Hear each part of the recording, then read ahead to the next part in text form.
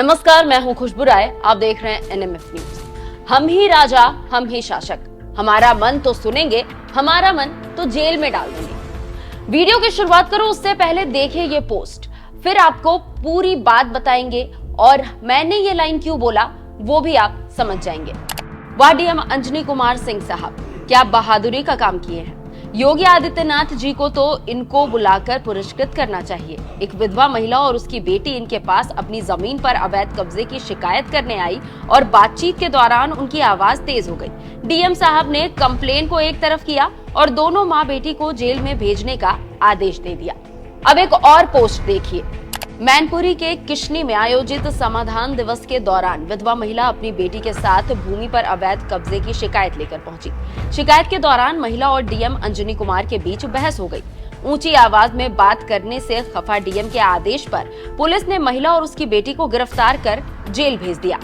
इसके अलावा एक और पोस्ट भी आपको दिखाते हैं। मैनपुरी के डीएम साहब ने महिला और उसकी बेटी को सिर्फ इस वजह से जेल भिजवा दिया कि महिला ने डीएम साहब से संपूर्ण समाधान दिवस में ऊंची आवाज में अपनी समस्या सुनाई थी।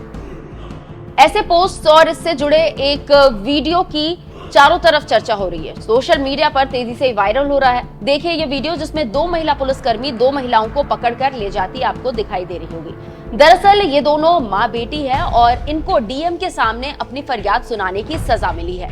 ऊंची आवाज करने पर पुलिस ने इनका चालान काट दिया है। चलिए अब पूरे मामले के बारे में आपको समझाते हैं। मैनपुरी डीएम के एक फैसले से उनकी खूब फजीहत हो रही है। मामला किशनी तहसील क्षेत्र का है, जहां एक महिला और उसकी बेटी अपनी फरियाद लेकर डीएम के पास पहुंची थी। उनका फरियाद उनकी जमीन को लेकर था। उनकी जमीन को लेकर वो यहाँ पर डीएम के पास पहुंची और दोनों ने बताया कि उनकी जमीन पर दबंगों ने कब्जा कर लिया है। इसी दौरान दोनों की आवाज थोड़ी ऊंची हो जाती है। वो चिल्लाने लगती है और कहने लगती है कि अगर उनकी मदद नहीं की गई तो वो दोनों अपनी जान यहीं पर दे देंगी। फरियाद करने के दौरान दोनों की आवाज ऊंची क्या हुई। मैनपुरी डीएम अंजनी कुमार सिंह इस कदर गुस्सा गए कि दोनों को सलाखों के पीछे डालने का आदेश दे दिया। जेल से बाहर आने के बाद दोनों का एक वीडियो सामने आया जिसमें वो अपनी आप बीती बताते हुए नजर आ रही है। मैं आज तहसील दिवस में गई थी एडीएम साहब से मिलने। वहाँ पे मैं अपनी समस्या को लेकर गई थी।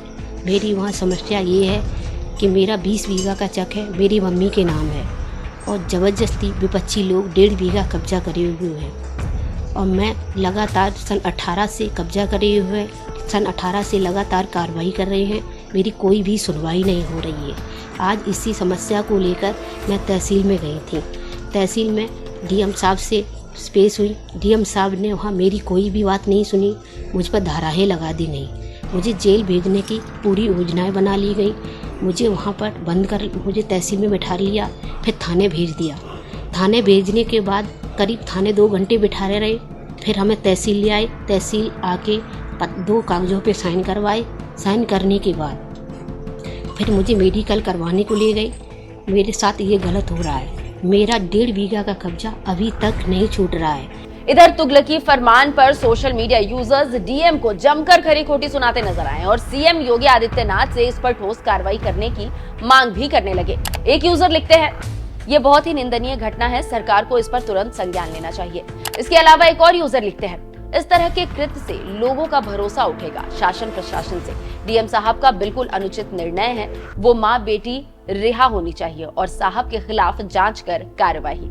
इधर यूपी तक की एक खबर के मुताबिक डीएम का कहना है कि उन्होंने आत्मदाह करने की धमकी दी थी, जिस पर एहतियातन उन्हें हिरासत में लिया गया था।